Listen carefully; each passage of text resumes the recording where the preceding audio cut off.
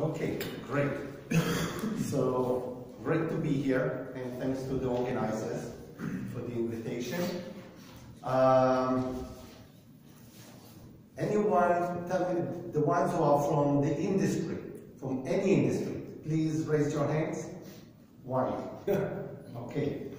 So, most of us are from the academy. I'm from the industry. I used to be in the academy.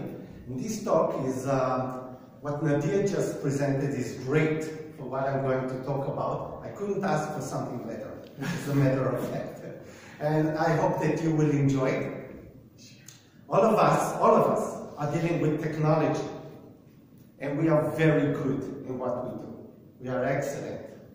But we also have our wishes to bring something to the world, to make it significant, what we do, our work. We don't want it just to stay in the lab. We want to influence.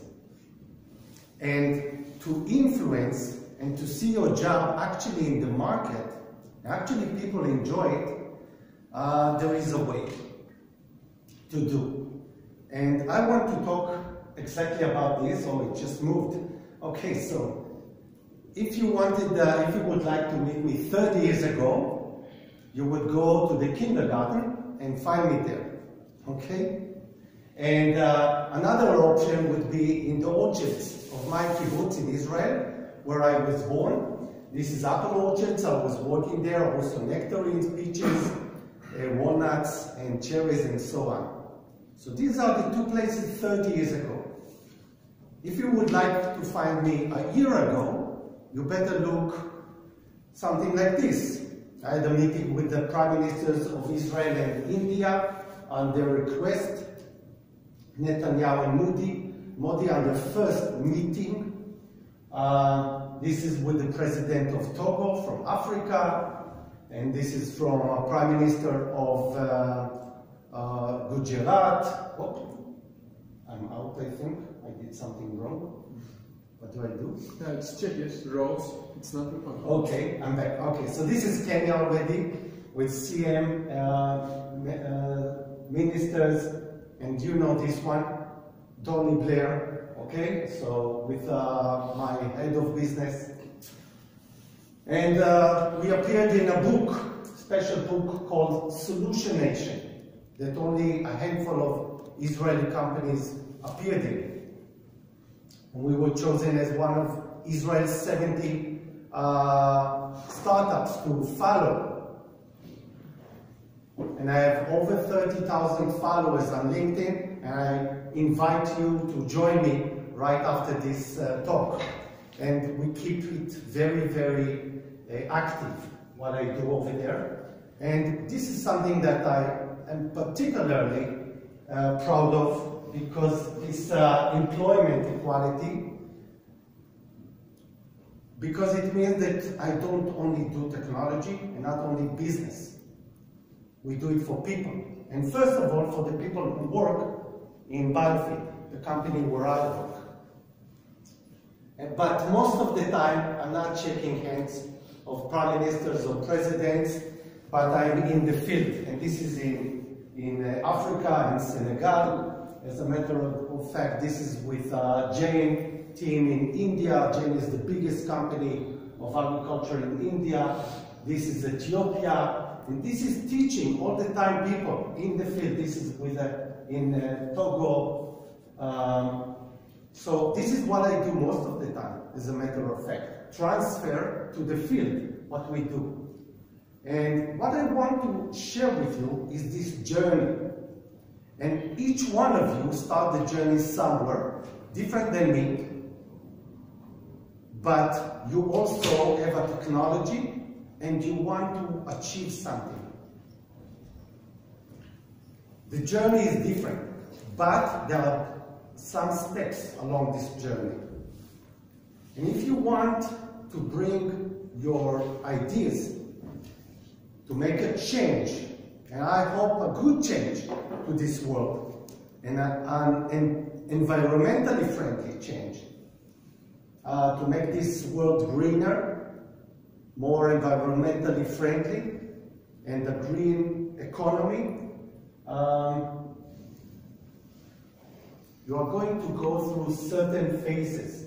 And actually, this is where all of us begin. This graph, we can see we all begin by developing something. And when we begin, there are already the big boys up there. They're already making money.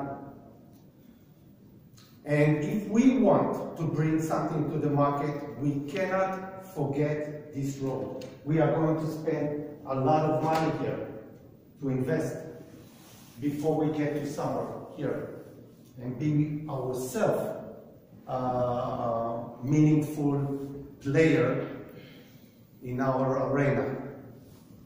So let's keep this one in mind. Whatever we talk, it's going to be difficult, and unless you have something incredibly great, it's going to be impossible. So it has to be incredibly great.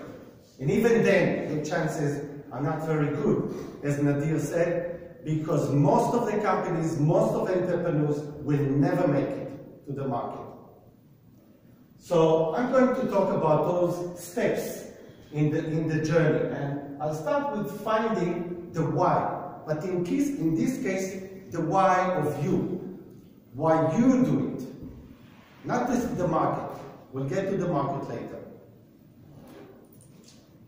So the why is different for each one of us. I can only share with you my why, and you think about yours. But the why is so crucial because the road later is going to be so difficult that unless you have a significant good why, you will not make it. You will not make it through the hard times. So I will start with this why. And in Israel, everybody is going to the army. When I was in the army, it was just after the Iran-Iraq war, and they would bomb each other with chemical weapons. And we study about this in the army. And then, when I go back to my farm and spray, I look at the labels of those chemicals and I see, well, you know what? It's not so different. This is what I spray, and then we eat it. And people are going to the orchard in the morning because we spray at night. And it's not good for my health. So it started with my own understanding about what I do in my own farm. And you know what? It's a huge sacrifice. But the results are terrible. The fruit is infested. And the more you spray, you see that you need to spray more and more and more. It doesn't end. So you risk yourself, you risk the kids, everybody that is eating, and I was working with kids, okay, they most suffer from any chemical residues in the fruit. And it's not working. So I didn't like that idea. This is a movie about the beginning of use of chemicals. It's not exactly the beginning, but yes, DDT, we can look at it as the beginning of the chemical era. Now, the one who's talking, and listen, I hope that we have the sound, is Rachel Carson. She wrote The Silent Spring. We change everything that we do today, everything that we think, everything today. All the green movement in Europe, everywhere, is because of, and thanks to Rachel Carson. So she's talking about DDT. Listen and look. What you see here is DDT. I don't know. The balance in nature is built of a series of interrelationships between living things and their environment. You can't just spray the kids with some DDT. force to change one thing without changing many others. Now they spray the food to show that you can eat it and nothing will happen to you. Now he's showing it to those Africans. He's eating. He actually believed that it doesn't harm him. And you can see this guy is not so happy with the idea of eating or spraying DDT. You know what? Today we can laugh, but this is the way they used to sell it. Now you know what? A few years later, 30 years later, they banned the use of DDT. And by the way, the one who developed Muller, the DDT, won a Nobel Prize for DDT. Rachel Carson won the highest medal from the President of the United States 20 years later. What happened is that, yes, today DDT is banned in most of the places, but still chemicals used is the most abundant thing that we can find when we talk about pest control. And yes, today when you talk with the chemical companies, they will say to you, this is safe, and this is safe, and this is safe, and this is safe. Exactly the same words they would say in 48 when Muller won the Nobel Prize for DDT. Exactly the same words. And they used to say DDT is good for me. And of course I added that not so good for me. But that's the way it was. And thanks God, just a few months ago, the Nobel Prize winner are two scientists that won it for exactly what we are doing here today. For integrating the environment, in this case it is climate change, with innovation of technology, and with economics. You have to combine it. And that's what we do. This is how we should continue. The next thing is setting a vision. So I will ask you to stop for a minute and think, if you are in my place and you would like to set a vision, something great for plant protection, for pest control, what would be the best thing that you could get into your mind that you would like to have? The best vision. Anyone, please. The best thing that you can hope for yourself to get for pest control. Yes? Your product to be biodegradable. So. Biodegradable. Okay. And non-toxic. Non-toxic. Okay. Can we eat pests? Can we eat the pests? Can we eat the pest? Yeah. No, you cannot. Let them stay there. Nature. Actually, the protein. Yeah? Yes, we can eat insects. Yeah. But we also want the apple. That's right. So how do we get the apple without the insect or the damage from the insect? This is why we need the plant protection. And in general, all these pesticides, they have the same effect on us they have on the animals, or on the insects. Yeah. I'm just talking not the pesticide, just the pest. How can we be non-affected by that? So anyone else? Usually what I hear is, okay, organic, okay? Which is pretty much what you said. And this is what comes in mind for most of the people, organic. But organic means also that you can spray chemicals. They are organic. It doesn't mean that they are good. Definitely not. And you get those chemicals to the environment. So my vision was quite different. First of all, it had to do with the green evolution. And why green evolution? Unlike revolution, which is a one-time step, evolution, it means that we are going to continue and continue. It's not going to end very soon. We are going to evolve all the time and understand things better for us, all of us. This is what my vision was. To have two things. One, no sprays. Not only sprays, any chemicals that comes to the environment is not good in my opinion. Any chemical, through the water, through the soil, through the air, on the leaves, whatever. And the other thing is not to compromise with infestation, meaning we are looking for something as good or better than what we have today, which mainly is spraying. So that was my humble vision. How to get there? I didn't know. I didn't care at that time, but I had a vision. Okay? So vision is very important, as you will see soon. And for a model pest, I chose the most problematic pest that I could think of. As a fruit grower, the most problematic pest is a fruit fly. And by the way, not only for me, but for almost all farmers. It is the most abundant in all continents and for nearly all the fruits.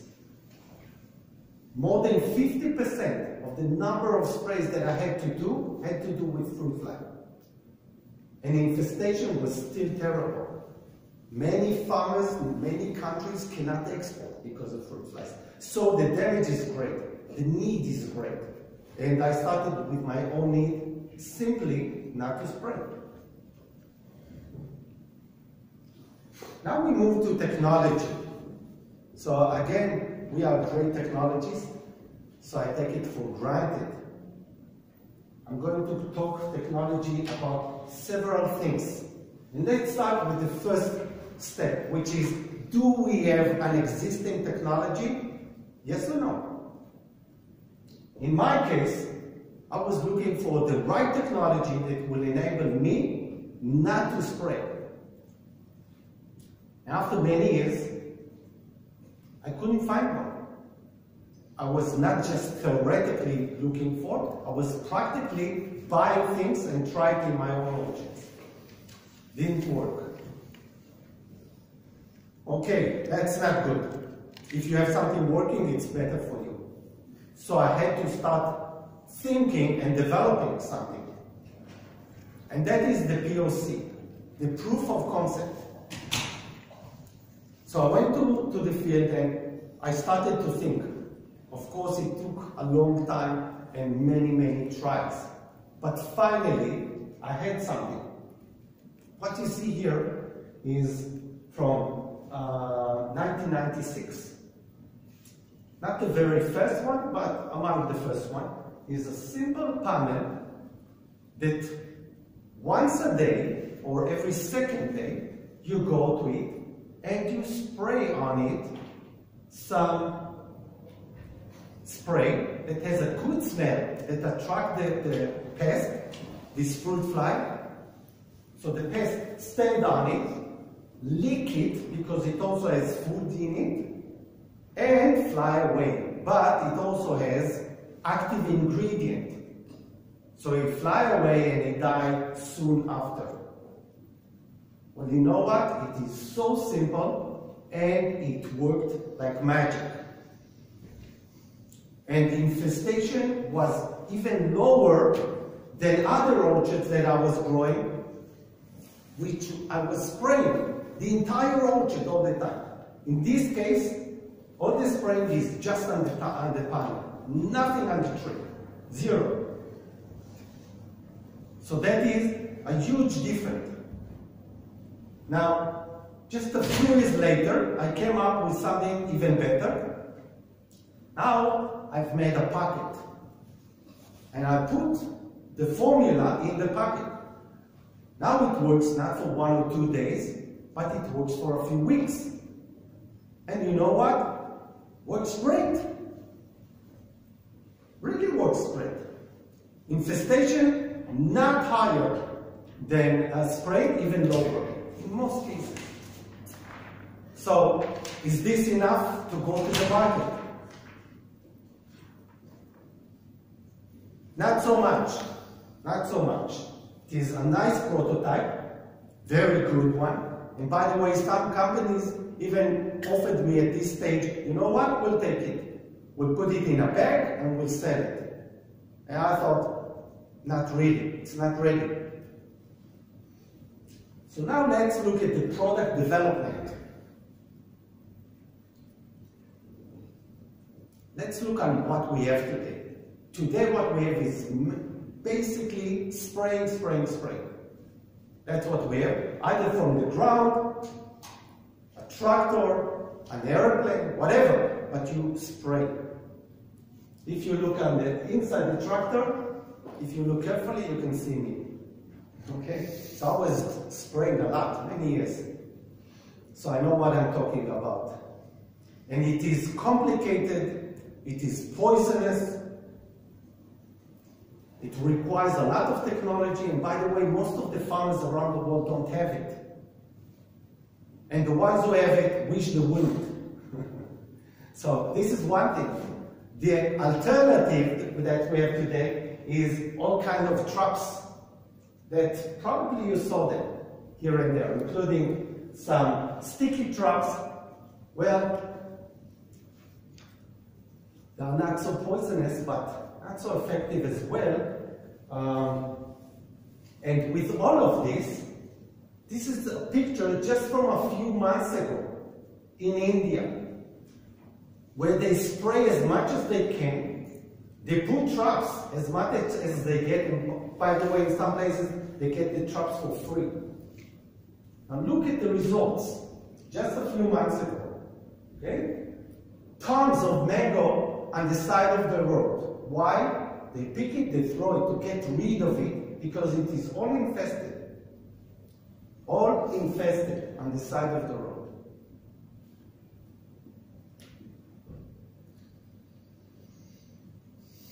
So India alone, just mango, is losing about 9 million tons a year. This is in a place that they don't have too much of anything. That's worth about $4.5 billion a year. Just mango.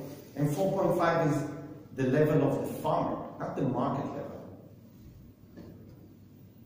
So definitely not good results. We're talking about over 50% damage. If you think this is only India, no.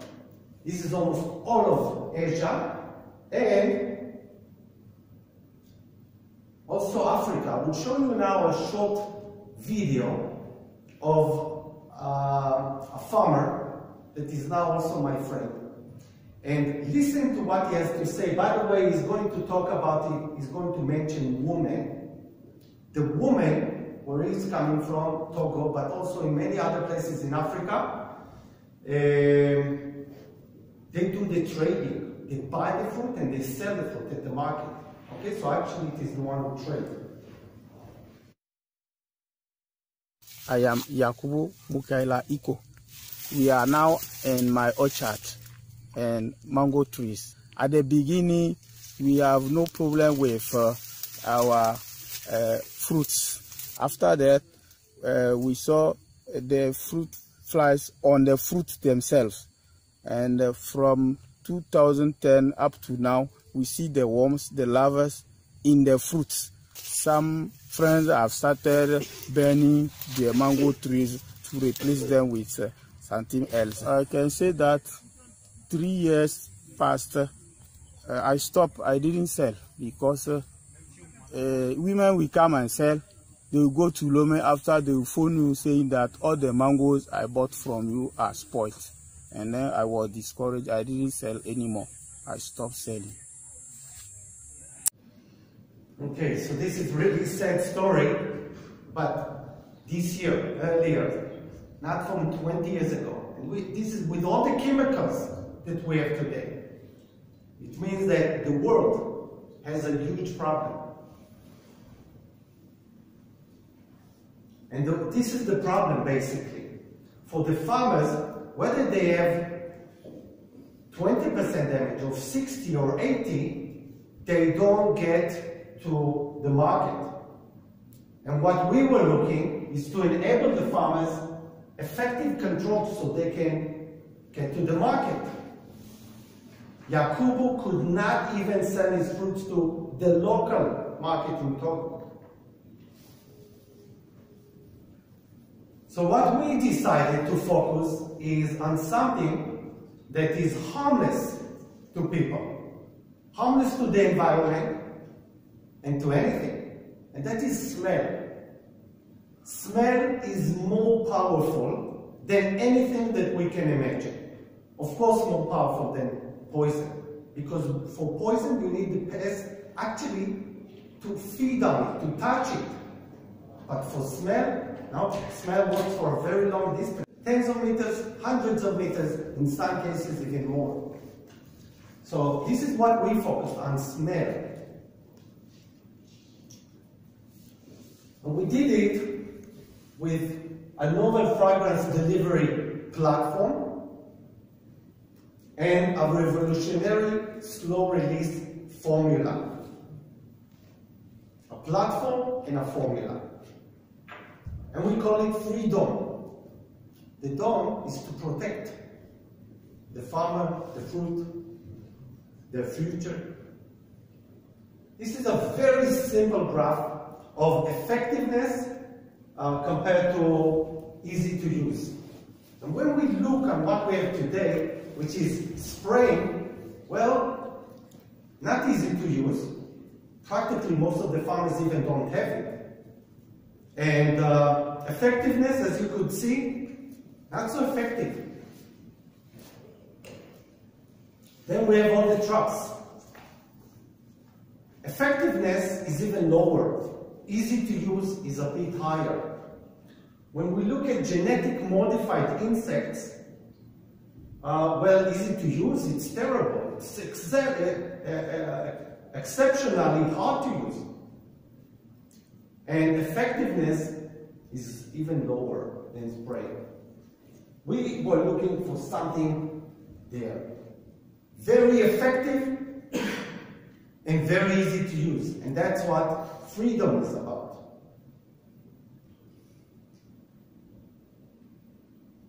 So a revolutionary user interface that is connecting the user, the farmer, with the formula, with the plant, with the insect, with the environment, everything together. And this is what, let me just show you how it looks today. Okay, I will discuss it. Now, how it works, it mimics nature.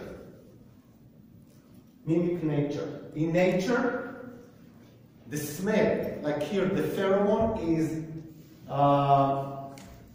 discharged to the environment drop by drop, little by little, for a long time. We release smells by drops. Very, very little. Every drop contains the smell, the same smell as the one before, the one after. But also food ingredients, feeding ingredients, and active ingredient that is harmless to us, but poisonous to the insect. That's how it looks in the field. Okay? If we look at it here, okay, you couldn't think of something more easy to use. And all the farmer needs to do practically is get the formula with the dispenser, put it inside, and it works. This is not a tractor, no sprayer, no electronics, because we know our clients. You should also know your clients. No electricity, no computers. As simple as possible. That's the way. And can you please tell how it works actually? The drops goes to that. Yes. You're going to okay. So you have the dispenser inside the packet up there, and it releases a few drops a day. Very, very little. About 0.1 gram a day. That's it. Falls down, and the insects are coming here to this area. They stand on it, they lick it because it really tastes good for them. It's very specific. And then they fly away. And the design, as I just showed, the design is so important. Look how thin it is compared to a tractor, to a sprayer. to three-dimension traps that can break. Okay, this one cannot break, and it works for many years. This one for a full season, and it is safe, you can hold it, no problem whatsoever. So, to activate it couldn't be something easier.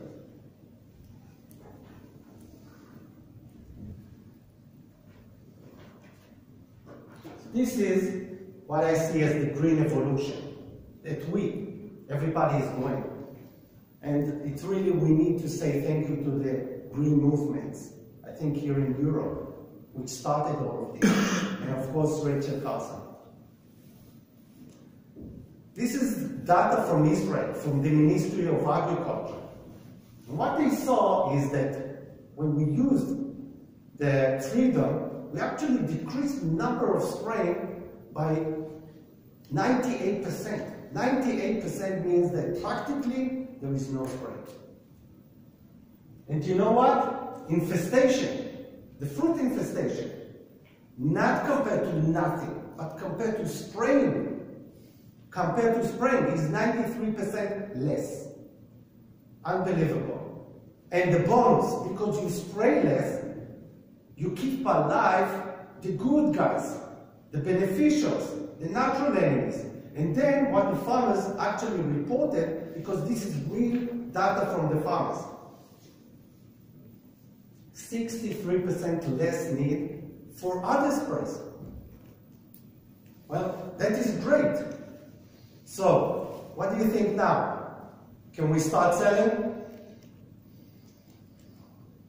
Not really, because as Nadir just mentioned, there are others in the market that are not so ready to give up.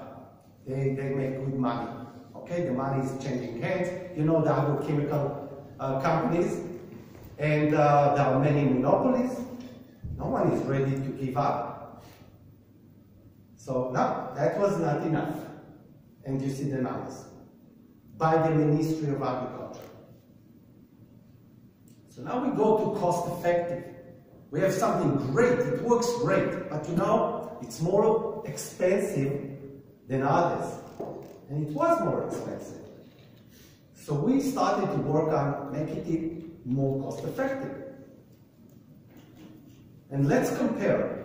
At the beginning of 2000, if you would look at the effective days of a product, you would see the spray, the genetic modified, every week you need to spray or release the insects.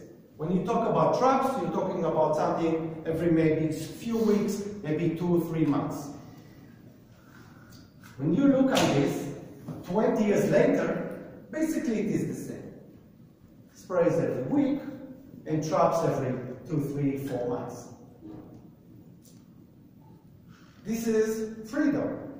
We started with 1 or 2 days here, down here, and look where it is today. Hundreds of days. Depends on the product. It is usually between 150 to 300 days. Unbelievable. So that became very cost effective. It's a very big advantage. The red is symbolized the infestation that we actually measure in the field, which you can see exceptionally low all the time. So working for more time didn't mean that the effectiveness is getting lower. Not at all. And then we did one other thing, which is very important. We look at the number of units. Now, when we look at the competition, we see the traps between 50 to 100 units per hectare. And up there is mating disruption, which is basically use of pheromones in the fields. About 500 to 1,000 units per hectare, which easily explain why farmers don't use it so much and why it is so expensive. When we look 20 years later, basically we see the same picture. No change. Now you understand why the use of smell is not abandoned. Is not abandoned and why we don't see it so much. And by the way, both of them enables an average to decrease the number of sprays by about 50%. So you still need to spray in most cases. Now, this is freedom. We started with about 400 units per hectare, and we went all the way down to 10. So this is the lowest number there is today anywhere. And where we work, the need for additional sprays, if there is a need, is extremely low. Extremely low, as you could see before. And again, infestation remains the same. So we have more days, less units, much less units per hectare. And there is other thing that we did, is this. We took the platform and we shrank it. We made it so small, about 75% less in the size. Again, cost effective. So now we'll ask you, is this enough? Now we can go to the market. What do you think? Yes. Yes. So no, no. You have something competitive still, if you remember at the beginning, the big boys, and where you are, still not enough energy, okay, to go to the market. So now we were not only effective, we were cost effective, but still not enough to go to the market. I call it the unfair advantage. It's not really unfair. Everything we do is legally. But it means that you are going to do something that your competitors have a very small chance of competing with you. And this is what we were always looking for. So let's look at this graph. This is the number of years to develop a new solution compared to the cost of it. Now, most of the solutions we have today is insecticides. Okay, as you know.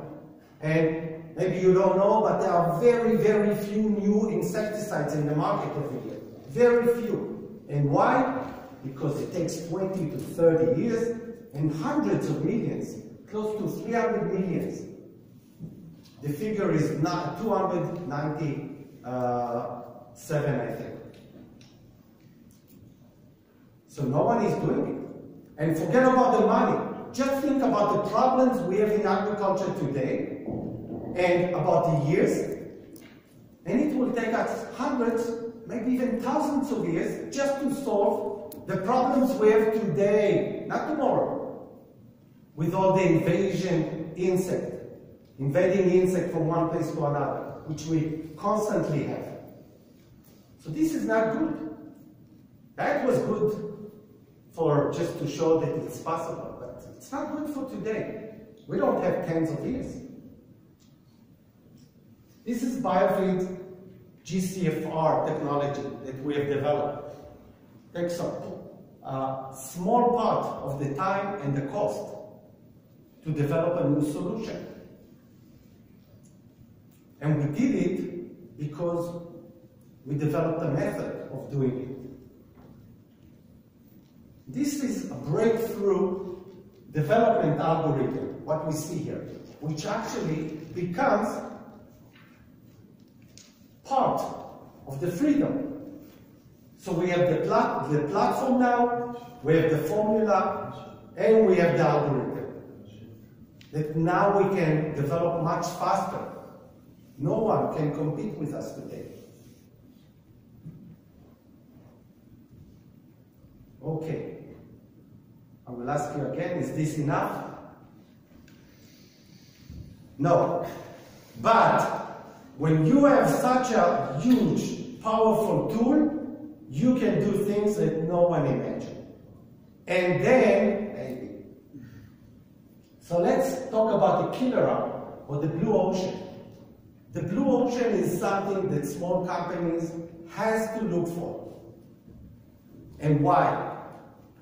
It's the terminologic, which means that we have the red ocean. The red ocean is where the sharks swim, so it's red. And a little fish cannot survive there. And guys, we are little fish.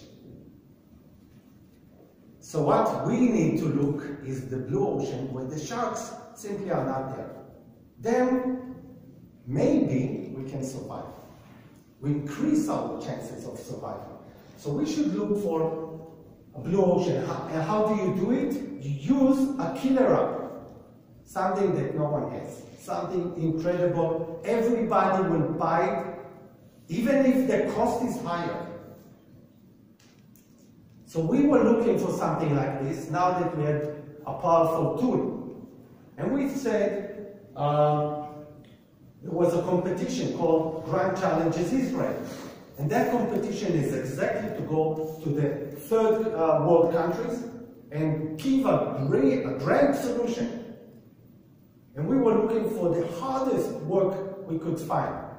And we couldn't find anything harder than this pest, Bacterocerca dorsalis, which is one of the species of flies that has no solution. No company managed to control it. No research institute, no nation, no international organization, no one.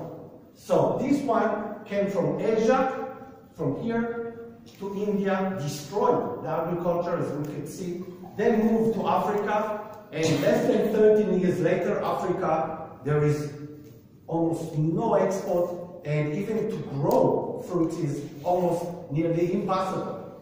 The #1 fruit fly pest and the #1 fruit pest in the world today. Nothing harder than this. And we put a target to decrease the infestation by 50%, which is extremely challenging. And we were lucky and we won Grand Challenges Israel. This is a year later in India, and this is a video from the field, really one of the first one. And just a moment, let's see. Okay, now you can see it, and you can see the flies attracted to it, standing on the device, on the yellow panel, feeding on it and fly away. No glue, no sticky stuff. We don't trap them, so we don't need to maintain any maintenance after. And by the way, this is during the rainy season. So there is also very little formula, and you can see how attractive it is. So yes, it works, but how good it works? We were hoping to reduce infestation by 50%, and that looks for us almost impossible. These are the results. We couldn't believe when we saw the results. And this is from the field. June, when the rain starts, nothing works. Now look at this. 7% when the farmers do nothing, they get 7% good fruits. 93% is infested, going to the garbage. Or even worse, they don't see from the outside that it is infested. They sell it, and then just like Yakubu said, they throw it away. This is with nothing. When they do spray, when they do use traps, well, it is up to 12% good.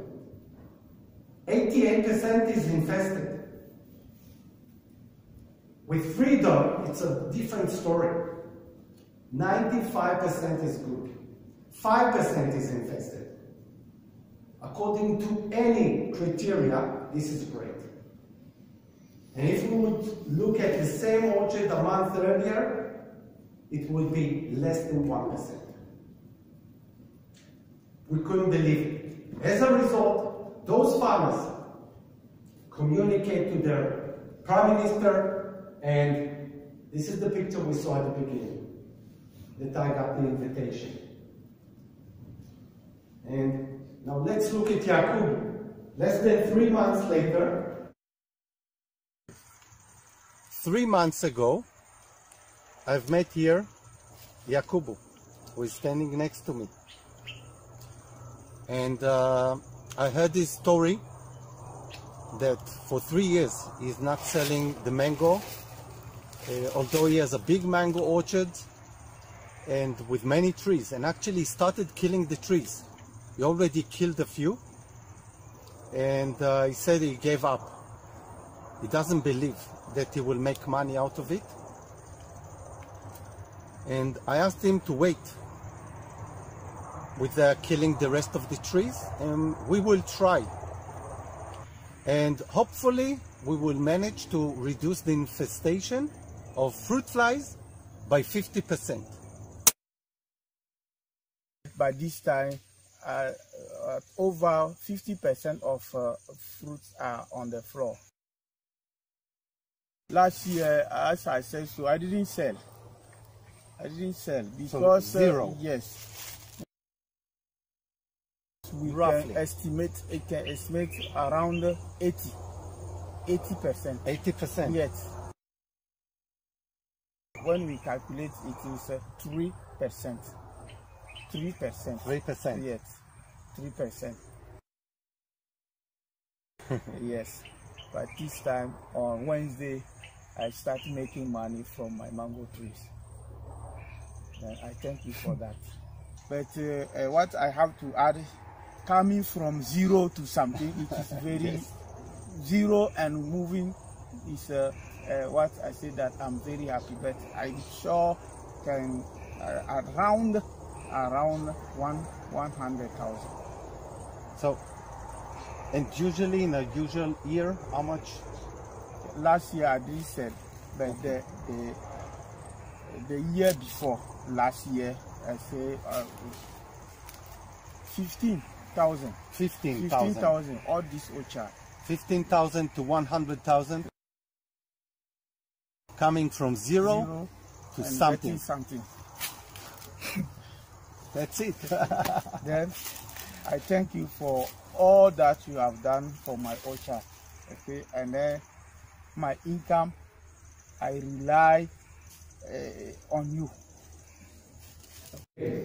That was a very special moment for me. And you see also for Yakubu, that actually symbolize not only the entire Africa, and we're talking about millions of farms, but also what's going on in India and many other places, where 75% of the world population exists today, by the way, and it's going to be just more.